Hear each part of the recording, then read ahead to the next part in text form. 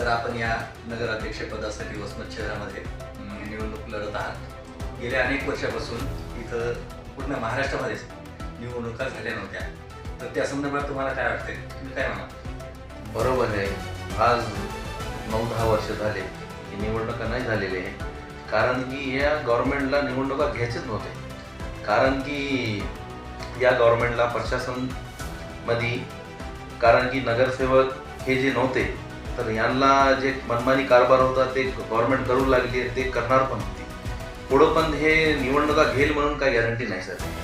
तुम्ही म्हणाले 9-10 वर्षे 50 वर्षे पण निवडणुका घेऊ शकत नाही. कारण की संविधानप्रमाणे यांना काम करायचं नाही. यांना लोकशाही मार्गाने चालता येणार, ही मनमानी कारभार करायले, ही मनमानी करायची. सर, आता जे शहरामध्ये किंवा महाराष्ट्रामध्ये जे वातावरण चालू आहे, निवडणुकीचं वातावरण चालू आहे, आणि एम आय एम पक्ष हा नॅशनल लेवलचा पक्ष आहे आणि एम आय एम पक्षाला बी टीम असं म्हणल्या जाते BJPची. तर या संदर्भात आपण काय सांगाल? कसं आहे साहेब, जे लोकांची दुकान बंद होईल त्यांना असा खडबडी उडालेली.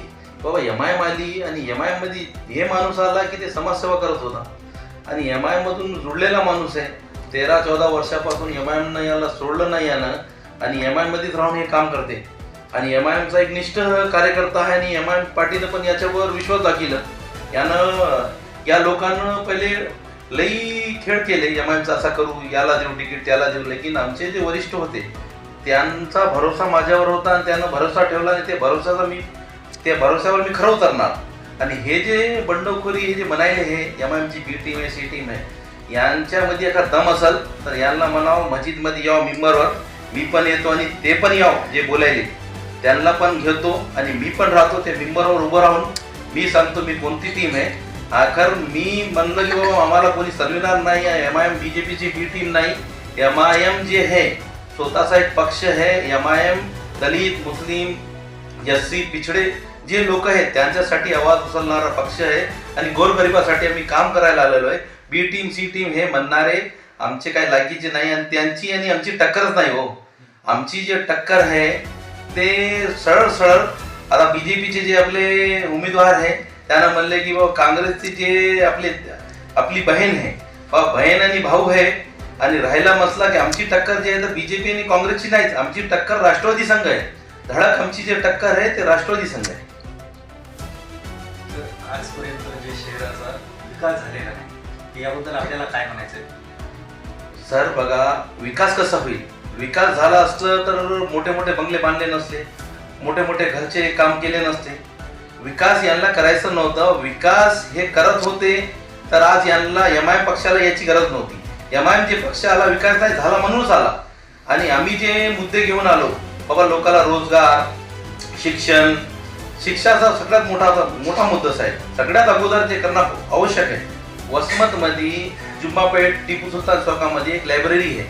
ते लायब्ररी आज बंद पडलेली आहे. ते लायब्ररीला आम्ही चालू करत आणि त्याच्यानंतर त्याच्याच बाजूला नगरपालिकाचा सिव्हिल हॉस्पिटल आहे आणि ते हॉस्पिटलचा हाल असा झालेला आहे सर, तिथं पेशंट जाते, डोक्याची दवाई मागते, ते म्हणतात की बाबा डोक्याची दवाई नाही, पायाची दवाई, तिथं मेडिसिन पण नाही.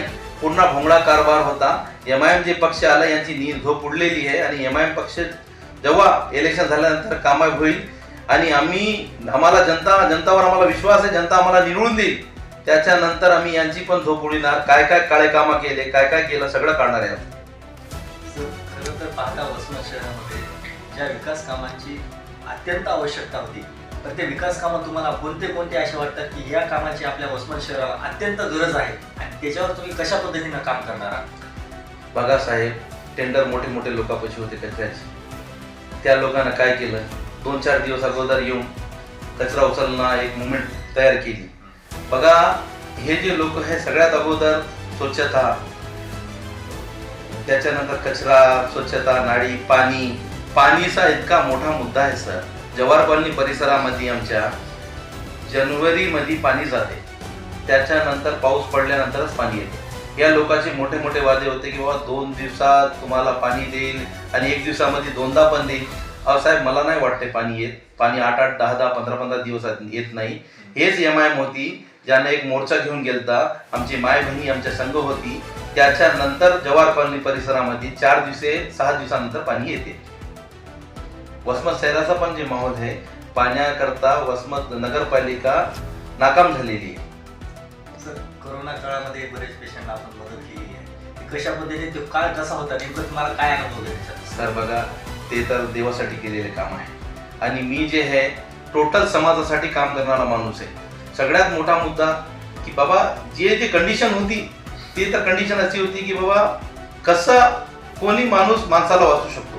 तिथं धर्म हे ते काहीच नव्हता आणि जात पात कोणाला विचारून आपण पण कोणाची मदत नाही केली. आमच्या ज्या धर्मामध्ये आहे बाबा आपला कर शेजारी प्यासा पण राहिला तर तुमची पूज होणार, तर त्या नेमानं आमचं वसमत म्हणजे हे माझा घर आहे, मी हे घरचा मुलगा आहे आणि माझा जे हक्क होता मी त्या लोकांची मदत केली. सर, अजून गोरगरीब लोकांच्या बऱ्याच समस्या असतात, तर त्या कशा पद्धतीने सोडवण्याचा आपण प्रयत्न करता की आपल्याकडून ते फार मोठ्या अपेक्षाने येत असतात? बघा साहेब, जे लोक थकून पण येतात असे पण काही लोक आहेत बाबा त्याच्यापाशी गेलो याच्यापाशी गेलो काम झाला नाही भैया तुमच्यापाशी झालं, माझी काही कमाल नाही. हे गोरगरिबाचा जे विश्वास आहे माझ्यावर की बाबा हे माणूस काम करू शकतो, त्यांच्या विश्वासमध्ये माझं काम होते. ते काय पण मुद्दे घेऊन येतात. तसं आमच्यापाशी कोरोनामध्ये त्याच्यानंतर किट वाटले, त्याच्यानंतर जे पण काम झाले बाबा काय स्मशानभूमी पण नेले, जे झालं ते झाला. त्याच्यानंतर पण पेशंट येतात कॅन्सरमध्ये, आम्ही आमच्या लेवलवर त्यांना हँडल करण्याची कोशिश करतो. आतापर्यंत आपण किती उमेदवार शहराला दिलेले आहेत? आम्ही उमेदवारी दिलेली आहे टोटल 5 नगरसेवक, 1 नगराध्यक्ष. मला विश्वास आहे की सर आपलं सगळं त्यांना निवडून येईल. काय अहो साहेब, विश्वास आहे म्हणून त्यांना उमेदवारी दिली ना. MIM पक्षानं जी उमेदवारी दिलेली आहे ते आमचे पूर्ण उमेदवार निवडून येणार आहे आणि नगराध्यक्षचा पण उमेदवार आहे ते पण निवडून येणार आहे. लोकांमध्ये जे तुम्ही म्हणले की बाबा बी टीम म्हणाले, त्यांचा धंदा झालेला आहे. त्यांना असं वाटायला की बाबा की हे बी टीम केली, बी टीम म्हणलं तर मुसलमान जे वोट यांच्यावर पडलेत ना ते वापस आपल्यावर यावं. हे लोकांना 35 वर्षामध्ये समाजासाठी काय दिलं सर, समाजासाठी काय देत होते तर आमची याची गरजच नव्हती ना सर. आपण या माध्यमातून जनतेला काय आवाहन करा? जनतेला हेच सांगणार बाबा एक गरीब माणूस उभा आहे, तुमच्या सेवेसाठी येणारा माणूस आहे. तुम्ही कधी पण मला आवाज दिली तर मी तुमच्या मदत आहे. तुम्ही मला किती पण वाजता बोललेलं तुम्हाला अनुभव आहे. जनतेला काही लोकांना माझा अनुभव आहे वसमत शहरामध्ये बाबा याला बोललेलं की हे येते. तुम्ही माझ्यावर विश्वास करा आणि विश्वास केल्यानंतर मी तुम्हाला काम पण करून दाखवेन. सर, बरेच आपले विरोधक काय म्हणतात की MIM पक्ष हा फक्त मुस्लिम समाजाचा पक्ष आहे, याबद्दल आपलं काय मत आहे? अहो साहेब, अगर मुस्लिम समाजाचा पक्ष होता ना तर ह्या पक्षामध्ये औदर समाज पण लोक तिकीट घ्यायले, आज निवडणूक लढायले आणि आज जी आमची छबी आहे ती पहिल्यासारखी नाही राहिली. आज MIM पक्ष सगळ्या समाजाचा पक्ष झालेला आहे. वसमतमध्ये पण वटर समाजचा आमचा शहर उपाध्यक्ष आहे, दलित समाजचे मुलं आहे, मराठा समाजचे लोक आहेत, शीख समाजाचे लोक आहे. आमच्या संघ पाठीशी समजे समाज आहे. हे फक्त बोलण्यासाठी आहे की MIM ला कसा प्रचार करावा. याला वाटायले MIM एक गरीब पक्ष आहे, छोटा पक्ष आहे, त्याला कसा दाबाव. यांना हे भीव आहे की MIM वाढलं की नंतर यांची पूर्ण दुकान बनवणार. हा प्रचार आणि प्रसार वाढवण्यासाठी आपण पुढील अजून काही मागणी नेमलेली आहे का जेणेकरून? तसं नाही, अहो बोलवाच लागणार ना. आमचे जे वरिष्ठ आहे ते येणारच आहे, आम्ही त्यांच्या कॉन्टॅक्ट मध्येच आहे. ते पण मला कॉन्टॅक्ट करायचे.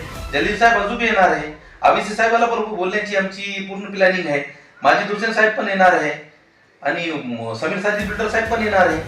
जे आमचे पार्टीचे मोठे मोठे वरिष्ठ आहेत ते बरोबर येणार ना. त्यांना माहिती आहे की बाबा इमानदार कॅन्डिडेट उभा आहे, त्याला साथ देणार ना ते प्रचारासाठी तुमच्यासाठी वसमत शहरामध्ये तुम्ही आणण्याचा प्रयत्न करणार आहे, ते तुमच्यासाठी येणार. चला, धन्यवाद. हे होते आपल्या नगराध्यक्ष पदाचे इरफान साहेब, यांच्याशी बोललो आपण शहरी समाजाच्या वतीने घेतलेला होता.